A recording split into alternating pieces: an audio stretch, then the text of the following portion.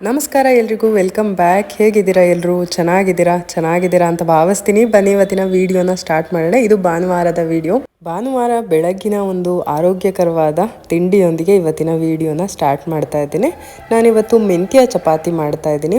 Almost ಇವತ್ತು ಎಲ್ಲ ಕೆಲಸ ಮುಗಿಸಿ ನಾನು ಅಡುಗೆ ಮನೆಗೆ ಬಂದಿದ್ದೀನಿ. ಅಂದರೆ ಬಟ್ಟೆ ಒಣಗಾಕೋದು ಮತ್ತು ಮಡ್ಚಿಡೋದು, ಕಸ ಗುಡಿಸೋದು, ನೆಲ ಒರೆಸೋದು, ಹೊರಗಡೆ ಎಲ್ಲ ಕ್ಲೀನ್ ಮಾಡಿಬಿಟ್ಟು ಅದಾದಮೇಲೆ ಇವತ್ತು ತಿಂಡಿಗೆ ಬಂದಿದ್ದೀನಿ. ಯಾಕೆಂದರೆ ಎಲ್ಲ ಲೇಟಾಗಿ ಹೇಳ್ತಾರೆ, ಹಾಗಾಗಿ ಲೇಟಾಗಿ ತಿಂಡಿ ಮಾಡಿದ್ರೆ ಆಗುತ್ತೆ, ಬೇಗನೆ ಮಾಡಿದರೆ ಮತ್ತು ಬಿಸಿ ಆರುತ್ತೆ ಅಂತ ಹೇಳ್ಬಿಟ್ಟು ಲೇಟಾಗಿ ಮಾಡ್ತಾಯಿದ್ದೀನಿ. ಇವಾಗ ನಾನಿಲ್ಲಿ ಮೆಂತ್ಯ ಚಪಾತಿ ಮಾಡ್ತಾಯಿದ್ದೀನಿ. ಅದಕ್ಕೆ ಮೆಂತ್ಯ ಸೊಪ್ಪು ತೊಗೊಂಡಿದ್ದೀನಿ, ಒಂದು ಅರ್ಧ ಕಟ್ಟಷ್ಟು, ಒಂದು ಸ್ವಲ್ಪ ಕೊತ್ತಂಬರಿ ಸೊಪ್ಪು, ಒಂದು 2ರಿಂದ 3 ಹಸಿಮೆಣಸಿನ್ಕಾಯಿ, ಜೊತೆಗೆ ಕ್ಯಾರೆಟ್ನ ಕೂಡ ತೊಗೊಂಡಿದ್ದೀನಿ. ಕಲರ್ಫುಲ್ ಆಗಿರುತ್ತೆ ಚಪಾತಿ, ಸಖತ್ತಾಗಿರುತ್ತೆ, ಮಕ್ಳಿಗೂ ಸಖತ್ ಇಷ್ಟ ಆಗುತ್ತೆ. ಇದನ್ನು ಲಂಚ್ ಬಾಕ್ಸ್ಗೆ ಕೂಡ ಕಳಿಸ್ಬೋದು, ತುಂಬಾ ಚೆನ್ನಾಗಿರುತ್ತೆ. ಹಾಗೆ ಚಪಾತಿಗೇನು ಸೈಡ್ ಡಿಶ್ ಇಲ್ಲದೆ ಸ್ವಲ್ಪ ತುಪ್ಪ ಸವರ್ಬಿಟ್ಟು ತಿನ್ಕೊಂಡ್ರೆ ಕೂಡ ತುಂಬಾ ಚೆನ್ನಾಗಿರುತ್ತೆ. ಇವಾಗ ನಾನಿಲ್ಲಿ ಕ್ಯಾರೆಟ್ನ ತುರ್ಕೊಂಡು ಹಾಕ್ಕೊಳ್ತಾ ಇದ್ದೀನಿ. ಎಲ್ಲ ಚೆನ್ನಾಗಿ ಸಣ್ಣದಾಗಿ ಚಾಪ್ ಮಾಡಿಕೊಂಡ್ರೆ ಚಪಾತಿ ಉಜ್ಜೋದಕ್ಕೆ ನಮಗೆ ಈಸಿ ಆಗುತ್ತೆ. ಇಲ್ಲ ಸ್ವಲ್ಪ ದಪ್ಪ ಆಯಿತು ಅಂತ ಅಂದರೆ ಮಧ್ಯ ಓಪನ್ ಆಗುತ್ತೆ ಚಪಾತಿ, ಹಾಗಾಗಿ ಆದಷ್ಟು ಚಿಕ್ಕದಾಗಿ ಮಾಡಿಕೊಂಡ್ರೆ ಚೆನ್ನಾಗಿರುತ್ತೆ. ಇವಾಗ ಇದಕ್ಕೆ ಸ್ವಲ್ಪ ಉಪ್ಪು ಹಾಕಿ 1-2ರಿಂದ 3 ಬೌಲಷ್ಟು ನಾನು ಗೋಧಿ ಹಿಟ್ಟನ್ನ ಹಾಕ್ಕೊಳ್ತಾ ಇದ್ದೀನಿ. ಇದನ್ನು ಸ್ವಲ್ಪ ನೀರು ಹಾಕ್ಕೊಂಡು ಚೆನ್ನಾಗಿ ಕಲಸಿಟ್ಟು ಒಂದು 15 to 20 ಮಿನಿಟ್ಸ್ ಬಿಟ್ಬಿಟ್ಟು ಮಾಡ್ಬೋದು. ಇಲ್ಲ ಹಾಗೆ ಇಮಿಡಿಯೇಟಾಗಿ ಕೂಡ ನಾವು ಮಾಡ್ಕೋಬೋದು. ನೆನೆಸಿಡೋ ಅಂಥ ಅವಶ್ಯಕತೆ ಏನಿಲ್ಲ ಇದಕ್ಕೆ, ಹಾಗೇ ಮಾಡಿಕೊಂಡ್ರೂ ತುಂಬಾ ಚೆನ್ನಾಗಿ ಬರುತ್ತೆ.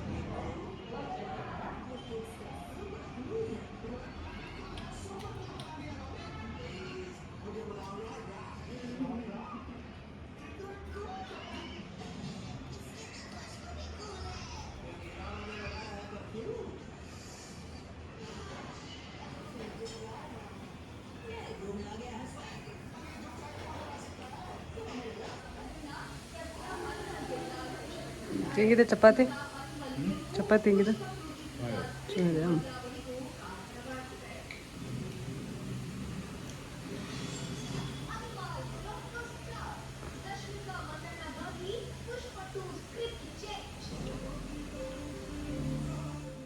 ಇವತ್ತು ತಿಂಡಿ ಎಲ್ಲ ಮುಗಿಸ್ಕೊಂಡು ಸ್ವಲ್ಪ ಹೊರಗಡೆ ಹೋಗೋದಿತ್ತು, ಹೋಗ್ಬಿಟ್ಟು ಬರ್ತಾ ಚಿಕನ್ ತೊಗೊಬಂದಿದ್ವಿ. ಇವತ್ತು ಮೊಟ್ಟೆ ಕೋಳಿ ತೊಗೊಬಂದಿದ್ದೀನಿ. ಮೊಟ್ಟೆ ಕೋಳಿ ಸಾರು ಹೇಗೆ ಮಾಡೋದು ಅಂತ ಅದ್ರ ರೆಸಿಪಿ ಕೂಡ ನಿಮ್ಮ ಜೊತೆ ಶೇರ್ ಮಾಡ್ಕೊಳ್ತಾ ಇದ್ದೀನಿ. ಹಾಗೆಯೇ ಅದರಲ್ಲಿ ಮೊಟ್ಟೆ ಎಲ್ಲ ಇರುತ್ತಲ್ಲ, ಅದು ಮತ್ತು ಲಿವರ್ ಅದೆಲ್ಲ ಇರುತ್ತಲ್ಲ, ಅದನ್ನೆಲ್ಲ ಹಾಕ್ಬಿಟ್ಟು ಹುರಿದಿದ್ದ ಮಾಂಸ ಅಂತ ಮಾಡ್ತಾರೆ ನಮ್ಮೂರಲ್ಲಿ, ಅದನ್ನು ಮಾಡ್ತಾಯಿದ್ದೀನಿ. ಇದಕ್ಕೆ ಮಂಡಕ್ಕಿ ಹಾಕ್ಬಿಟ್ಟು ಮಾಡ್ತಾರೆ ಮತ್ತು ಕಾಳೆಲ್ಲ ಹಾಕ್ಬಿಟ್ಟು ಮಾಡ್ತಾರೆ. ನಾನು ಇವತ್ತು ಸ್ವಲ್ಪ ಕಡಲೆಕಾಳು, ಒಂದು ಸ್ವಲ್ಪ ಹೆಸರು ಕಾಳಿತ್ತು, ಅದನ್ನು ಮಿಕ್ಸ್ ಮಾಡಿಬಿಟ್ಟು ಹಾಕ್ಬಿಟ್ಟು ಮಾಡ್ತಾಯಿದ್ದೀನಿ. ತುಂಬಾ ಚೆನ್ನಾಗಿರುತ್ತೆ, ನೀವು ಕೂಡ ಟ್ರೈ ಮಾಡಿ, ಮಕ್ಳಿಗಂತೂ ಸಖತ್ ಇಷ್ಟ ಆಗುತ್ತೆ. ಮಟನಲ್ಲಿ ಬೋಟಿ ಎಲ್ಲ ಬರುತ್ತಲ್ಲ, ಅದರಲ್ಲಿ ಕೂಡ ಮಾಡ್ತಾರೆ, ಇದರಲ್ಲಿ ಕೂಡ ಮಾಡ್ತಾರೆ, ಚೆನ್ನಾಗಿರುತ್ತೆ. ನನಗಂತೂ ಸಖತ್ ಇಷ್ಟ, ಹಾಗಾಗಿ ನಿಮ್ಮ ಜೊತೆ ಕೂಡ ಅದನ್ನು ಶೇರ್ ಮಾಡ್ಕೊಳ್ಳೋಣ ಅಂತ ಇವತ್ತು ಮಾಡ್ತಾಯಿದ್ದೀನಿ. ಇವಾಗ ಸಾರಿಗೆ ನಾನಿಲ್ಲಿ ಒಂದು 3ರಿಂದ 4 ಈರುಳ್ಳಿ ತೊಗೊಂಡಿದ್ದೀನಿ. ಹಾಗೆ 2ರಿಂದ 3 ಬೆಳ್ಳುಳ್ಳಿ ಮತ್ತು ಒಂದು ಸ್ವಲ್ಪ ಶುಂಠಿ, ಚಕ್ಕೆ, ಏಲಕ್ಕಿ, ಲವಂಗ, ಹಾಗೆಯೇ ಮೆಣಸು ಇಷ್ಟನ್ನು ಹಾಕ್ಕೊಂಡಿದ್ದೀನಿ. ಇದಕ್ಕೆ ಇವಾಗ ಒಂದು 4 ಹಸಿಮೆಣಸಿನ್ಕಾಯಿ ಹಾಕ್ಕೊಳ್ತಾ ಇದ್ದೀನಿ, ಸ್ವಲ್ಪ ಪುದೀನ, ಒಂದಷ್ಟು ಕೊತ್ತಂಬರಿ ಸೊಪ್ಪು, ಇಷ್ಟನ್ನು ಹಾಕ್ಬಿಟ್ಟು ಸ್ವಲ್ಪ ನೀರು ಹಾಕಿ ಇದನ್ನು ರುಬ್ಕೋಬೇಕು. ಇಲ್ಲಿ 3 ಥರ ಖಾರ ನಾನು ರೆಡಿ ಮಾಡ್ಕೊಳ್ತಾ ಇದ್ದೀನಿ. ಇದು ಫಸ್ಟು ಈರುಳ್ಳಿ ಖಾರ ಅಂತ ಹೇಳಿಬಿಟ್ಟು, ಇದಾದಮೇಲೆ ಇವಾಗ ತೆಂಗಿನಕಾಯಿ ರುಬ್ಕೊಳ್ತಾ ಇದ್ದೀನಿ. ತೆಂಗಿನಕಾಯಿ ಜೊತೆಗೆ ಸ್ವಲ್ಪ ಹುರ್ಗಡ್ಲೆ ಮಿಕ್ಸ್ ಮಾಡ್ಕೊಂಡಿದ್ದೀನಿ, ಅಂದರೆ ಪುಟಾಣಿ ಅಥವಾ ಹುರ್ಗಡ್ಲೆ ಏನು ಹೇಳ್ತಾರೆ ಅದನ್ನು ಮಿಕ್ಸ್ ಮಾಡ್ಕೊಂಡಿದ್ದೀನಿ. ಅದನ್ನು ಹಾಕ್ಕೊಂಡು ಅದನ್ನು ಒಂದು ರೌಂಡು ರುಬ್ಕೊಂಡು ಎತ್ತಿಟ್ಕೊಂಡಿದ್ದೀನಿ. ಈ ಕಡೆ ಇವಾಗ ಖಾರದ ಪುಡಿ, ಧನಿಯಾ ಪುಡಿ ಮತ್ತು ಸ್ವಲ್ಪ ಅರಿಶಿನ ಪುಡಿ ಹಾಕ್ಕೊಂಡು ಇದನ್ನು ಕೂಡ ಸುಮ್ಮನೆ ಹಾಗೆ ಪುಡಿ ಆಗಿರುತ್ತೆ, ಒಂಚೂರು ಮಿಕ್ಸ್ ಆಗಲಿ ಅಂತ ಹೇಳಿ ಒಂದೇ ಒಂದು ರೌಂಡ್ ಮಾಡ್ಕೊಳ್ತೀನಿ ಅಷ್ಟೇ. ಇವಾಗ ಮೂರು ಥರ ಖಾರನೂ ರೆಡಿಯಾಗಿದೆ. ಇವಾಗ ಬೇಗ ಬೇಗ ಕುಕ್ಕರ್ ಇಟ್ಬಿಟ್ಟು ಸಾರು ಮಾಡಿಬಿಡೋಣ ಬನ್ನಿ. ಇದು ಕುಕ್ಕರಲ್ಲೇ ಮಾಡಬೇಕಾಗತ್ತೆ, ಯಾಕೆಂದರೆ ಅದು ಸ್ವಲ್ಪ ಗಟ್ಟಿ ಇರೋದ್ರಿಂದ ಚಿಕನು ಬೇಗ ಬೇಯೋದಿಲ್ಲ. ಪಾತ್ರೆನಲ್ಲಿ ಮಾಡಿದ್ರೆ ತುಂಬ ಟೈಮ್ ತೊಗೊಳುತ್ತೆ. ಹಾಗಾಗಿ ಕುಕ್ಕರಲ್ಲೇ ನಾನು ಹೆಚ್ಚು ಕಮ್ಮಿ 8ರಿಂದ 9 ವಿಷಲ್ಲು ಹಾಕ್ಸಿದ್ದೀನಿ. ಚೆನ್ನಾಗಿ ಬೇಯಬೇಕಂದ್ರೆ ಹಾಗೆ ಮಾಡಬೇಕಾಗತ್ತೆ. ಇವಾಗ ನಾನು ಇದಕ್ಕೆ ಕುಕ್ಕರ್ಗೆ ಸ್ವಲ್ಪ ಎಣ್ಣೆ ಹಾಕ್ಬಿಟ್ಟು ಅದಕ್ಕೆ ಚಿಕನ್ನ ಹಾಕ್ತಾಯಿದ್ದೀನಿ. ಇದಕ್ಕೆ ಆದಷ್ಟು ಕಡಿಮೆ ಎಣ್ಣೆ ಹಾಕಬೇಕು, ಯಾಕೆಂದರೆ ಇದು ಚಿಕನ್ ವಿತ್ ಸ್ಕಿನ್ ತಂದಿರೋದ್ರಿಂದ ನಾನು ಅದರಲ್ಲೇ ಎಣ್ಣೆ ಬಿಟ್ಕೊಳ್ಳುತ್ತೆ. ಹಾಗಾಗಿ ಒಂಚೂರೇ ಚೂರು ಹಾಕಿದ್ದೀನಿ. ಅದಾದಮೇಲೆ ಸ್ವಲ್ಪ ಚಿಕನ್ನ ಒಂಚೂರು ನೀರೆಲ್ಲ ಚೆನ್ನಾಗಿ ಡ್ರೈ ಆಗೋವರೆಗೂ ಎಣ್ಣೆಯಲ್ಲಿ ಸ್ವಲ್ಪ ಫ್ರೈ ಮಾಡಿಕೊಂಡು, ಅದಾದಮೇಲೆ ಫಸ್ಟು ನಾವೇನು ಈರುಳ್ಳಿ ಖಾರನ ರುಬ್ಕೊಂಡಿದ್ವಲ್ಲ ಅದನ್ನು ಹಾಕ್ತಾಯಿದ್ದೀನಿ. ಇದನ್ನು ಹಾಕಿಬಿಟ್ಟು ಸ್ವಲ್ಪ ಉಪ್ಪು ಹಾಕಿ ಒಂಚೂರು ಚೆನ್ನಾಗಿ ಹಸಿ ವಾಸನೆ ಹೋಗೋವರೆಗೂ ಫ್ರೈ ಮಾಡ್ಕೋಬೇಕು.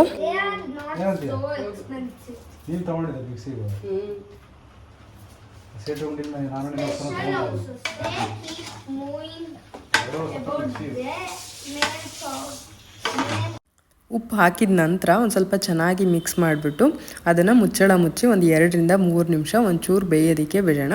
ಅದಾದಮೇಲೆ ನಾವು ಏನು ಖಾರದ ಪುಡಿ, ಧನಿಯಾ ಪುಡಿ ಮತ್ತು ಅರಿಶಿನ ಪುಡಿ ಹಾಕ್ಬಿಟ್ಟು ರುಬ್ಕೊಂಡಿದ್ವಲ್ಲ ಅದನ್ನು ಹಾಕೋಣ.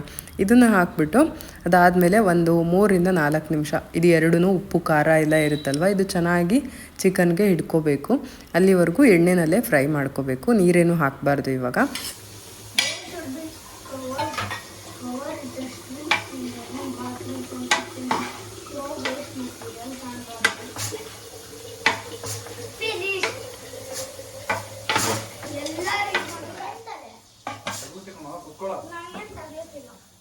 ಚಿಕನ್ಗೆ ಉಪ್ಪು ಖಾರ ಎಲ್ಲ ಚೆನ್ನಾಗಿ ಹಿಡ್ಕೊಂಡಿರುತ್ತೆ. ಒಂದು 4ರಿಂದ 5 ನಿಮಿಷ ಬೇಯಿಸ್ಕೊಂಡ್ರೆ ಅದಾದಮೇಲೆ ನಾವು ಇವಾಗ ಲಾಸ್ಟಲ್ಲಿ ನಾವು ಕಾಯಿನ ಹಾಕಬೇಕು. ತೆಂಗಿನಕಾಯಿ ಮತ್ತು ಹುರ್ಗಡ್ಲೆ ಏನು ರುಬ್ಬಿಟ್ಕೊಂಡಿದ್ವಲ್ಲ ಅದನ್ನು ಹಾಕ್ಬಿಟ್ಟು ಇದಕ್ಕೆ ರುಚಿಗೆ ತಕ್ಕಷ್ಟು ಉಪ್ಪನ್ನ ಹಾಕಬೇಕು, ಹಾಗೆ ನೀರನ್ನ ಹಾಕಬೇಕು. ಇಲ್ಲಿ ಸ್ವಲ್ಪ ನಾನು ಎತ್ಕೋತಾ ಇದ್ದೀನಿ, ಯಾಕೆಂದರೆ ನಾನು ಅದೇ ಹುರ್ಮಾಂಸ ಮಾಡೋದಕ್ಕೆ ಎತ್ಕೊಂಡಿರಲಿಲ್ಲ. ಆವಾಗಲೇ ಖಾರ ಸ್ವಲ್ಪ ಸ್ವಲ್ಪ ಇಟ್ಕೋಬೇಕಾಗಿತ್ತು, ಎಲ್ಲ ಸಾರಿಗೆ ಹಾಕ್ಬಿಟ್ಟೆ. ಹಾಗಾಗಿ ಸಾರಿಂದ ಮಸಾಲೆನ ಸ್ವಲ್ಪ ಎತ್ತಿಟ್ಕೊಳ್ತಾ ಇದ್ದೀನಿ. ಇವಾಗ ಇದಕ್ಕೆ ರುಚಿಗೆ ಎಷ್ಟು ಬೇಕೋ ಅಷ್ಟು ಉಪ್ಪನ್ನ ಹಾಕ್ಬಿಟ್ಟು ಎಷ್ಟು ಬೇಕೋ ಅಷ್ಟು ನೀರನ್ನ ಹಾಕ್ಬಿಟ್ಟು ಕುಕ್ಕರ್ನ ಮುಚ್ಚಳ ಮುಚ್ಚಿ ಬೇಯಿಸ್ಬಿಟ್ರೆ ಒಂದು 7ರಿಂದ 8 ವಿಷಲ್ ಹಾಕ್ಸಿದ್ದೀನಿ ನಾನು. 8-9 ಹಾಕ್ಸಿದ್ದೀನಿ ಅನಿಸುತ್ತೆ. ವಿಷಲೆಲ್ಲ ಆಗಿ ಆರಿದ್ಮೇಲೆ ಸಾಂಬಾರು ಸಖತ್ತಾಗಿ ರೆಡಿ ಆಗುತ್ತೆ. ಇದು ರೆಡಿ ಆಗೋ ಅಷ್ಟರಲ್ಲಿ ನಾವು ಈ ಕಡೆ ಅನ್ನ ಮುದ್ದೆ ಎಲ್ಲ ಮಾಡ್ಕೊಳ್ತಾ ಇದ್ದೀನಿ. ಮೊಟ್ಟೆ ಕೂಡ ಬೇಯೋದಕ್ಕೆ ಇಟ್ಟಿದ್ದೀನಿ. ಇವಾಗ ಹುರ್ಮಾಂಸ ಮಾಡ್ತಾಯಿದ್ದೀನಿ. ನಾನು ಇಲ್ಲಿ ಒಂದು ಪ್ಯಾನ್ನ ತೊಗೊಂಡಿದ್ದೀನಿ, ಅದಕ್ಕೆ ಒಂಚೂರು ಎಣ್ಣೆನ ಹಾಕ್ಬಿಟ್ಟು ಒಂದು ಸ್ವಲ್ಪ ಈರುಳ್ಳಿನ ಕಟ್ ಮಾಡ್ಕೊಂಡು ಇಟ್ಕೊಂಡಿದ್ದೆ ಒಂದೇ ಒಂದು, ಅದನ್ನು ಹಾಕ್ತಾಯಿದ್ದೀನಿ. ಈ ಚಾಪಿಂಗ್ ಬೋರ್ಡ್ ಬಗ್ಗೆ ಕೂಡ ಕೇಳ್ತಾ ಇದ್ರಿ, ಅದರದ್ದು ಲಿಂಕ್ ನಾನು ಚೆಕ್ ಮಾಡ್ತೀನಿ, ಇದ್ರೆ ಡಿಸ್ಕ್ರಿಪ್ಷನಲ್ಲಿ ಹಾಕ್ತೀನಿ. ಹಾಗೆಯೇ ಯೂಸ್ ಮಾಡ್ತಾರೋ ಪಾತ್ರೆ ಮತ್ತು ಅದೆಲ್ಲದನ್ನು ಹಾಕಿದ್ದೀನಿ. ಲಾಸ್ಟು ಇದರಲ್ಲಿ ಕೂಡ ಹಾಕಿದ್ದೆ, ಅಂದರೆ ನಾನೊಂದು ಕಡಾಯಿ ತೊಗೊಂಡಿದ್ನಲ್ಲ ಅದು, ಮತ್ತು ಒಂದು ಬಾಣಲಿ ಮತ್ತು ಇದು ಎಲ್ಲದನ್ನು ಹಾಕಿದ್ದೀನಿ ಡಿಸ್ಕ್ರಿಪ್ಷನಲ್ಲಿ ಲಿಂಕ್ನ ಲಾಸ್ಟ್ ವಿಡಿಯೋದಲ್ಲಿ. ನೀವು ನೋಡಿಲ್ಲ ಅಂತ ಅಂದರೆ ಹೋಗಿ ನೋಡಿ, ಲಾಸ್ಟ್ ವಿಡಿಯೋ ಡಿಸ್ಕ್ರಿಪ್ಷನಲ್ಲಿ ಹಾಕಿದ್ದೀನಿ.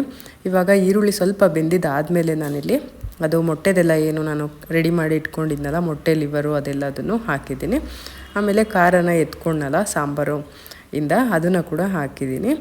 ಇವಾಗ ಇದಕ್ಕೆ ಸ್ವಲ್ಪ ಉಪ್ಪು ಹಾಕ್ಬಿಟ್ಟು ಒಂಚೂರು ನೀರು ಹಾಕಿ ಇದನ್ನು ಮುಚ್ಚಳ ಮುಚ್ಚಿ, ಮೊಟ್ಟೆ ಎಲ್ಲ ಹಸಿ ಹಸಿ ಇರುತ್ತೆ ಅದು, ಅಂದರೆ ಫ್ರೆಶ್ ಆಗಿರೋ ಮೊಟ್ಟೆ, ಅಂದರೆ ಚಿಕ್ಕ ಚಿಕ್ಕದು ಇದೆಯಲ್ಲ ಒಳಗಡೆ ಕೆಂಪುದು, ಅದು ಮೇಲ್ಗಡೆ ಸಿಪ್ಪೆ ಇರೋದಿಲ್ವಲ್ಲ ಅದೆಲ್ಲ ಹಾಗೆ ಬೇಯಬೇಕಲ್ಲ, ಅದಕ್ಕೆ ಒಂಚೂರು ನೀರು ಹಾಕ್ಬಿಟ್ಟು ಮುಚ್ಚಳ ಮುಚ್ಚಿ ಬೇಯಿಸಿದ್ದೀನಿ. ಇವಾಗ ಇದಕ್ಕೆ ಒಂಚೂರು ಖಾರದ ಪುಡಿ, ಒಂಚೂರು ಧನಿಯಾ ಪುಡಿ ಮತ್ತು ತೆಂಗಿನಕಾಯಿ ತುರಿನ ಹಾಕ್ತಾಯಿದ್ದೀನಿ. ತೆಂಗಿನಕಾಯಿ ತುರಿ ಹಾಕಿದ್ರೇ ಟೇಸ್ಟ್ ಇದಕ್ಕೆ ಸಖತ್ತು ಡಬಲ್ ಆಗುತ್ತೆ ಅಂತ ಹೇಳ್ಬೋದು, ಟೇಸ್ಟು ಚೆನ್ನಾಗಿರುತ್ತೆ. ಇವಾಗ ಇದಕ್ಕೆ ಸ್ವಲ್ಪ ಕಾಳನ್ನ ಬೇಯಿಸಿಟ್ಕೊಂಡಿದ್ದೆ ನಾನು, ಸ್ವಲ್ಪ ಹಾಕ್ತಾಯಿದ್ದೀನಿ. ಒಂದು ಸ್ಪೂನಷ್ಟು ಅಂತ ಅಂದ್ಕೊಳ್ಳಿ, ಒಂದು ಸ್ಪೂನಷ್ಟು ಕಾಳನ್ನ ಬೇಯಿಸಿಟ್ಕೊಂಡಿದ್ದೆ, ಅದನ್ನು ಹಾಕ್ತಾಯಿದ್ದೀನಿ. ಲಾಸ್ಟಲ್ಲಿ ಇವಾಗ ಉಳ್ದಿರೋ ತೆಂಗಿನಕಾಯಿ ತುರಿ ಅಷ್ಟನ್ನು ಹಾಕ್ಬಿಟ್ಟು ಚೆನ್ನಾಗಿ ಮಿಕ್ಸ್ ಮಾಡಿಕೊಂಡ್ರೆ ಸಖತ್ತಾಗಿರೋ ಹುರ್ಮಾಂಸ ರೆಡಿ ಆಗುತ್ತೆ.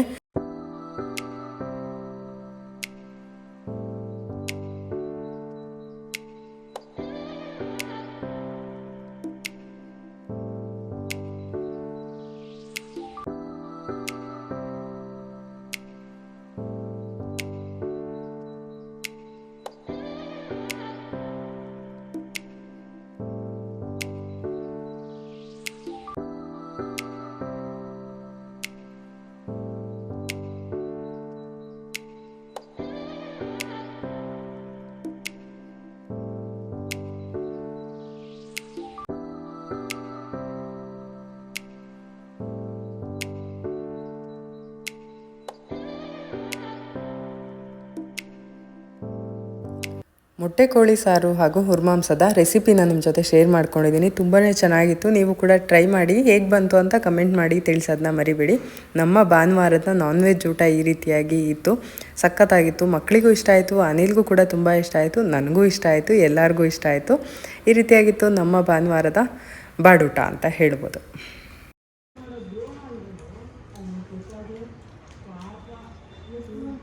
ಹೆಂಗಿದೆ?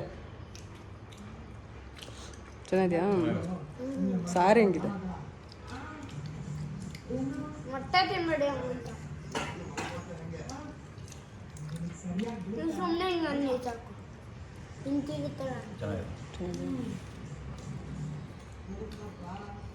ಮೊಟ್ಟೆ ಕೋಳಿ ಸಾರು ಖಾರವಾಗಿ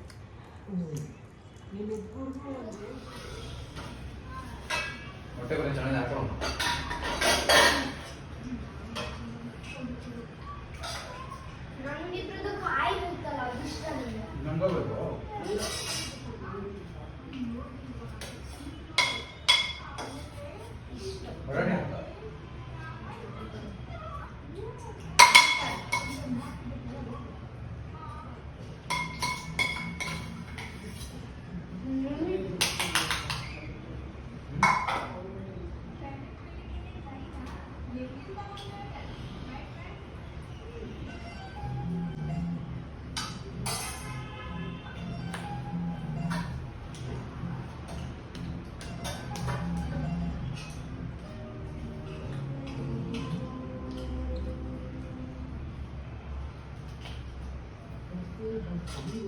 ಮಧ್ಯಾಹ್ನ ಊಟ ಎಲ್ಲ ಆಯಿತು. ಸಂಜೆಗೆ ಅದೇ ಸಾರಿತ್ತಲ್ವ, ಹಾಗಾಗಿ ಸಂಜೆ ಏನೂ ಅಡುಗೆ ಜಾಸ್ತಿ ಮಾಡೋದಿರಲಿಲ್ಲ.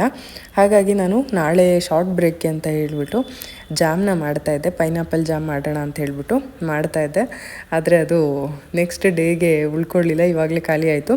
ನಾನು ಒಂದೇ ಒಂದು ಪೈನಾಪಲಲ್ಲಿ ಸ್ವಲ್ಪ ಮಾಡಿದೆ, ಒನ್ ಟೈಮ್ಗೆ ಆಕಾಶ್ ಮಾಡೋಣ ಅಂತ ಹೇಳ್ಬಿಟ್ಟು ಒಂದು ಸರಿ ಶಾರ್ಟ್ ಬ್ರೇಕ್ಗೆ ಕಳ್ಸೋದಕ್ಕೆ. ಆದರೆ ಮಕ್ಕಳು ಅದು ಕಂಟ್ರೋಲ್ ಮಾಡೋಕ್ಕಾಗಲಿಲ್ಲ. ಅವ್ರಿಗೆ ಇವಾಗಲೇ ತಿನ್ನಬೇಕು ಅಂತ ಅನಿಸ್ಬಿಡ್ತು. ಅವ್ರಿಗೆ ಇವಾಗಲೇ ತಿನ್ಬಿಟ್ರು.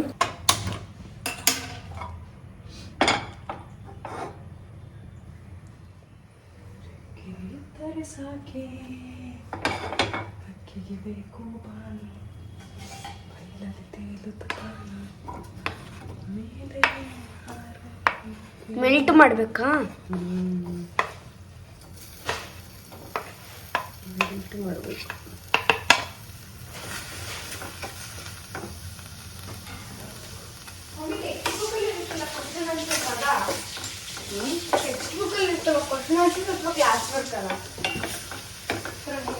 ಟೆಕ್ಸ್ಟ್ ಬುಕ್ಕಲ್ಲಿ ಇರೋದ್ರಲ್ಲಿ ನೀನು ಲೆಸನ್ನ ತೆಗೆದುಕೊಂಡು ರಿವಿಷನ್ ಮಾಡಿಸಿದಾರಲ್ಲ ಅವರು ಕ್ಲಾಸ್ ವರ್ಕಲ್ಲಿ, ಆ ಪ್ಯಾಟ್ರನಲ್ಲಿ ಹಿಂದೆ ಓನ್ ಆಗಿ ಕ್ವೆಶನ್ಸ್ನ ಮಾಡಿಕೊಡು. ಬರಲ್ವಾ ನಿಮಗೆ ಕ್ವೆಶನ್ ಮಾಡೋಕ್ಕೆ? ನಾನಿಲ್ಲಿ ಜಾಮ್ ಮಾಡೋದಕ್ಕೆ ಪೈನಾಪಲ್ನ ಕಟ್ ಮಾಡ್ಕೊಂಡಿರೋದನ್ನು ಒಂದು ಪ್ಯಾನಲ್ಲಿ ಹಾಕಿ ಅದಕ್ಕೆ ಸ್ವಲ್ಪ ನೀರು ಹಾಕಿ ಒಂದು ಸ್ವಲ್ಪ ಸಕ್ಕರೆ ಕೂಡ ಹಾಕಿ ಚೆನ್ನಾಗಿ ಬೇಯಿಸ್ಕೊಳ್ತೀನಿ. ನೀವು ಹಾಗೆ ಕೂಡ ಮಾಡ್ಕೋಬೋದು, ಅಂದರೆ ಡೈರೆಕ್ಟಾಗಿ ರುಬ್ಕೊಂಡು ಅದನ್ನು ಬೇಯಿಸ್ಕೊಂಡು ಮಾಡ್ಬೋದು. ಬಟ್ ಈ ರೀತಿ ಮಾಡೋದ್ರಿಂದ ಎಕ್ಸ್ಟ್ರಾ ಟೇಸ್ಟ್ ಆ್ಯಡ್ ಆಗುತ್ತೆ ಬೇಯಿಸ್ಕೊಂಡು ರುಬ್ಬೋದ್ರಿಂದ. ಹಾಗಾಗಿ ನಾನು ಇದನ್ನು ಬೇಯಿಸ್ಕೊಳ್ತಾ ಇದ್ದೀನಿ. ನೀರು ನೋಡಿ ಕಂಪ್ಲೀಟಾಗಿ ಆವಿಯಾಗಿದೆ. ಅದಾದಮೇಲೆ ನಾನಿಲ್ಲಿ ಒಂದು 2-3 ಚಮಚದಷ್ಟು, ಚಿಕ್ಕ ಚಮಚ ಇದು, 2-3 ಚಮಚದಷ್ಟು ಸಕ್ಕರೆನ ಹಾಕ್ಕೊಳ್ತಾ ಇದ್ದೀನಿ. ಹಾಕ್ಕೊಂಬಿಟ್ಟು ಸಕ್ಕರೆ ಕೂಡ ಚೆನ್ನಾಗಿ ಕರಗಿ ಅದು ಮೆಲ್ಟ್ ಆಗಬೇಕು. ಅದಾದಮೇಲೆ ಇದನ್ನು ಸ್ವಲ್ಪ ಆರೋದಕ್ಕೆ ಬಿಡಬೇಕು. ಇದನ್ನು ತುಂಬ ಬಿಸಿ ಇದ್ದಾಗ ರುಬ್ಬೋದಕ್ಕಾಗೋದಲ್ವ, ಹಾಗಾಗಿ ಒಂಚೂರು ಬಿಸಿ ಆರೋದಕ್ಕೆ ಬಿಡೋಣ. ಅದು ಬಿಸಿ ಆರಿದ್ಮೇಲೆ ಮಿಕ್ಸಿಲಿ ಹಾಕ್ಕೊಂಡು ಒಂದು ಸ್ವಲ್ಪ ಗ್ರೈಂಡ್ ಮಾಡಿಕೊಂಡು ಆಮೇಲೆ ಮತ್ತೆ ಅದನ್ನು ಜಾಮ್ ಹದಕ್ಕೆ ಬರೋವರೆಗೂ ಬೇಯಿಸ್ಕೋಬೇಕು. ಸಖತ್ ಟೇಸ್ಟಿಯಾಗಿರುತ್ತೆ. ಇನ್ನೇನು ಅಡಿಷನ್ ಇನ್ನೇನಿಲ್ಲ ಇದಕ್ಕೆ, ಇಷ್ಟೇ. ಎಷ್ಟು ಚೆನ್ನಾಗಿರುತ್ತೆ, ನೀವೇ ಕೂಡ ನೋಡಿ. ಸಖತ್ತಾಗಿರುತ್ತೆ. ನಿಮಗೂ ಕೂಡ ಖಂಡಿತ ಇಷ್ಟ ಆಗುತ್ತೆ. ನಿಮ್ಮ ಮಕ್ಳಿಗಂತೂ ಸಖತ್ ಇಷ್ಟ ಆಗುತ್ತೆ. ನೀವು ಮನೆಯಲ್ಲಿ ಮಾಡಿಕೊಡಿ. ಹೊರಗಡೆಯಿಂದ ಜಾಮ್ ತರೋದಕ್ಕಿಂತ ಈ ರೀತಿ ಮನೆಯಲ್ಲೇ ಮಾಡ್ಕೊಂಡು ತಿಂದರೆ ತುಂಬಾ ಚೆನ್ನಾಗಿರುತ್ತೆ. ಮಕ್ಕಳಂತೂ ಎಷ್ಟು ಆಸೆ ಪಟ್ಟು ತಿಂತಾರೆ ಅಂದರೆ, ನಿಮಗೆ ಆ ಜಾಮೆ ಬೇಡ, ಕಿಸಾನ್ ಜಾಮೆ ಬೇಡ, ಈ ಜಾಮೆ ಮಾಡು ಅಂತ ಹೇಳ್ತಾರೆ. ಆ ರೀತಿಯಾಗಿ ಇರುತ್ತೆ. ಒಂದಷ್ಟು ಪೈನಾಪಲ್ನ ತಂದುಬಿಟ್ಟು ಇನ್ನೊಂದು ಸ್ವಲ್ಪ ಫ್ರೂಟ್ಸ್ ಎಲ್ಲ ಆ್ಯಡ್ ಮಾಡಿಕೊಂಡು ಒಂದು ಗ್ಲಾಸ್ ಜಾರಲ್ಲೇ ಹಾಕಿ ಅದನ್ನು ಒಂದು 2-3 ತಿಂಗಳಷ್ಟು ಇಟ್ಕೊಂಡು ತಿನ್ಬೋದು. ಇದಕ್ಕೆ ಯಾವುದೇ ರೀತಿ ಪ್ರಿಸರ್ವೇಟಿವ್ಸ್ ಆಗಿರ್ಬೋದು, ಆರ್ಟಿಫಿಷಿಯಲ್ ಕಲರು ಏನು ಬೇಡ. ನಾನು ಯೆಲ್ಲೋ ಕಲರೇ ಬಿಡೋಣ ಅಂತ ಇದ್ದೆ, ಆದರೆ ನಮ್ಮ ಚಿನ್ನಿ ಇದಕ್ಕೆ ರೆಡ್ ಕಲರ್ ಬೇಕು ಅಂತ ಅಂದ್ಲು. ಅದಕ್ಕೆ ನಾನು ಇದಕ್ಕೆ ಸ್ವಲ್ಪ ಬೀಟ್ರೂಟ್ ಜ್ಯೂಸನ್ನ ಹಾಕ್ತಾಯಿದ್ದೀನಿ. ಚೆನ್ನಾಗಿ ಕಲರ್ ಬಂತು, ಸಖತ್ತಾಗಿ ಬಂತು ಮಾತ್ರ ಕಲರು, ನ್ಯಾಚುರಲ್ ಕಲರ್ ಅಂತಲೇ ಹೇಳ್ಬೋದು. ಯೆಲ್ಲೋ ಕಲರ್ ಇದ್ರೂ ಚೆನ್ನಾಗಿರ್ತಾ ಇತ್ತು, ಅದನ್ನು ಕೂಡ ತುಂಬಾ ಚೆನ್ನಾಗಿತ್ತು. ಇವಾಗ ನಾನು ಸ್ವಲ್ಪ ಬೀಟ್ರೂಟ್ ಜ್ಯೂಸ್ ಹಾಕಿದ್ದೀನಿ. ಇದು ಕೂಡ ವಾಟರ್ ಕಂಟೆಂಟ್ ಎಲ್ಲ ಹೋಗೋವರೆಗೂ, ಜಾಮ್ ಅದಕ್ಕೆ ಬರೋವರೆಗೂ ನಾವು ಇದನ್ನು ಚೆನ್ನಾಗಿ ಮಿಕ್ಸ್ ಮಾಡ್ಕೋಬೇಕು. ಸಣ್ಣ ಉರಿಯಲ್ಲೇ ಮಾಡ್ಕೋಬೇಕು. ನೋಡಿ ಇವಾಗ ಸೇಮ್ ಜಾಮ್ ಥರನೇ ಆಗಿದೆ. ಜಾಮ್ ಕನ್ಸಿಸ್ಟೆನ್ಸಿ ಆಲ್ರೆಡಿ ಬಂದಿದೆ. ಏನು ಹೊರಗಡೆಯಿಂದ ನಾವು ಜಾಮ್ ತರ್ತೀವಿ ಅದಕ್ಕಿಂತನೂ ಟೇಸ್ಟಿಯಾಗಿ ಚೆನ್ನಾಗಿ ಇತ್ತು. ನೋಡಿ ಹೇಗಿರುತ್ತೆ ಮಕ್ಳ ರಿಯಾಕ್ಷನ್ ಅಂತ ಹೇಳ್ಬಿಟ್ಟು. ಅದೇ ಪೆನ್ನಲ್ಲಿ ಕೈ ಮೇಲೆ ಬರ್ಕೊಂಡಿದ್ದಾಳೆ. ಎಲ್ಲನೇ ಕ್ಯಾಲ್ಕುಲೇಷನ್ಸ್ ಮಾಡ್ಕೊಂಡು ಅದೇನು ಅವಳಿಗೆ ಹೆಚ್ಚು ಕಣ, ಸುಂದಿರ ನಿನ್ ಕೈ ನಿನಗೆ ಹೆಚ್ಚು. ಡ್ಯಾಡಿ ಮೊದ್ಲೇನೆ ಹೇಳಿದಳು, ನೀನು ಸುಮ್ಮನೆ ಕೊಡಿ. ಒಳ್ಳೇದು ಹೇಳ್ತಿರೋದು. ಸುಮ್ಮನೆ ಆಯ್ತು ಅಳ್ಬೇಡ ಇವಾಗ, ಸುಮ್ಮನೆ ಇವಾಗ. ಎಷ್ಟು ಕುಡಿತ್ಯಾ? ಇವಾಗ ಬಿದ್ದೋಗಲ್ವಾ ಬ್ರೆಡ್? ಇವಾಗ ಬಿದ್ದೋಗಲ್ವಾ ಬ್ರೆಡ್? ಬೆಳಗ್ಗೆ ಹಾಕೊಂಡು ಕಳ್ಸ್ಬೋದಾಗಿತ್ತಲ್ಲಮ್ಮ ಇದಕ್ಕೆ. ಇವಾಗ ಆಯ್ತು, ಹಿಂದೆ ಇರ್ತಾರ ಅವ್ರು, ಹಂಗೆ ಬಿಡ್ತಾರ ಅದನ್ನ. ಬೆಳಗ್ಗೆ ಕಳಿಸ್ತೀನಿ ಅಂದ್ರೆ ಬೆಳಗ್ಗೆ ಕಳಿಸ್ತೀನಿ. ಈಗ ಊಟ ಮಾಡ್ಬೋದಾಗಿತ್ತಲ್ಲ ಇನ್ ಸ್ವಲ್ಪಕ್ಕೆ. ಹಾಕು ಹಾಕಿಲ್ಲ. ಕಳ್ಸಿದ್ರೆ ಸಾಕು, ಜಾಸ್ತಿ ಹಾಕ್ಬಿಡು. ನಾನು ಬೆಳಗ್ಗೆಗೆ ಆಗುತ್ತೆ, ಇವಾಗ ಒಂದೊಂದು ಕೊಟ್ಟಿ ಬೆಳಗ್ಗೆಗೆ ಆಗುತ್ತೆ ಅನ್ಕೊಂಡೆ. ಇದ್ರಲ್ಲಿ ನೋಡಿದ್ರೆ ಸ್ವಲ್ಪ ಒಂಚೂರು ಇದಾಗಿ ಮಾಡ್ಬೇಕಾಗಿತ್ತು. ಅದಕ್ಕೆ 4-5 ಪೈನಾಪಲ್ ತಂದ್ಬಿಟ್ಟು ಅಲ್ಲಮ್ಮ, ನಾವು ಪಾಯಸ ಮಾಡ್ತೀವಲ್ವಾ, ಆತರ ಒಂಚೂರು ಇದ್ರದ್ದು ನೀರಿತ್ತಲ್ಲ, ಏನಾಯ್ತು? ನೀರೇನಿಲ್ಲ ಎಲ್ಲ ಗಟ್ಟಿ ಆಯ್ತು. ಇದೇ ತರ ಜಾಮ್ ತರನೇ ಮಾಡುತ್ತೆ. ತೆಳ್ಳಗ್ ಮಾಡ್ರೆ ಅದು ಜಾಮ್ ತರ ಆಗಲ್ಲ ಅದು. ಅಲ್ಲ ಬೆಳಿಗ್ಗೆ ಒಂಚೂರು ಆಗಲ್ಲ, ಒಂದಿಷ್ಟು ಎತ್ ಮಡಗಿದ್ರೆ. ಅಂದ್ರೆ ಆತರ ಮಾಡಕ್ ಆಗಲ್ವಲ್ಲ, ತೆಳ್ಳಿಗೆ ಜಾಮ್ ತರನೇ ಮಾಡ್ಬೇಕು. ಬೀಟ್ರೂಟ್ ರಸ ಬೇರೆ ಹಾಕ್ತಾನ. ಬೀಟ್ರೂಟ್ ರಸ ಒಂಚೂರು ಕಲರ್ಗೆ ಆಗ್ತದೆ ಅಷ್ಟೇ. ಒಂದು ಡ್ರಾಪ್ ತಾನೆ, ಜಾಸ್ತಿ ಹಾಕ್ಬೇಡ.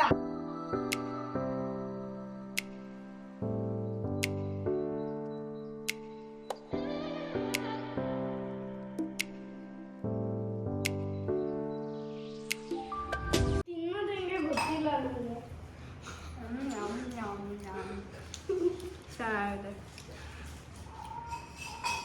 ಜಾಮ್, ನಿಜ ಜಾಮ್ ತರ ಅದು. ತಿನ್ಬೇಡ ಅಂತಿದ್ದ ಬ್ರೈನ್ ಸರಿ ಇಲ್ಲ ನಿಂದು. ಅಷ್ಟು ಟೇಸ್ಟ್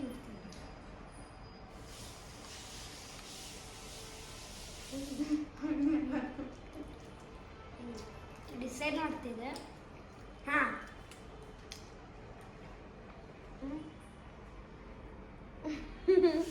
ನಾನು ಒಂದೇ ಬೈಟ್ ತಿನ್ನೋದು ಆಯ್ತು.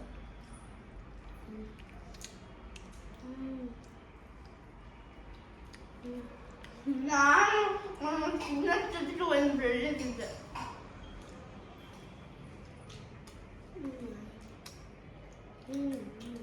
ಚೆನ್ನಾಗಿಲ್ವಾ? ಚೆನ್ನಾಗಿಲ್ವಾ? ಇನ್ನ ಒಂದಿರ್ಬೇಕು. ಇನ್ನೂ ಒಂಚೂರು ಇಲ್ಲ ಅಲ್ಲಿ. ನೀನೇ ತಾನೇ ಹೇಳಿದ್ದು ಇನ್ನೊಂದು ಬ್ರೆಡ್ಡಿಗೆ ಹಾಕೋದು ಬೇಡ, ಸಾಕು. ಬೇಕದು. ಚಿನಿ ಅದ್ರಲ್ಲಿ ಆಫ್ ಮಾಡಿ ಕೊಡೋದ್ರಲ್ಲಿ ಕಟ್ ಮಾಡು. ಅದರಲ್ಲಿ ಸಿಸರ್ ತಗೊಂಡು ಇಲ್ಲಿ ಕಟ್ ಮಾಡಿ. ಇರು ಇಲ್ಲಿ ಕಟ್ ಮಾಡು. ನಾಳೆ ಮಾಡ್ಕೊಡ್ತೀನಿ. ಶ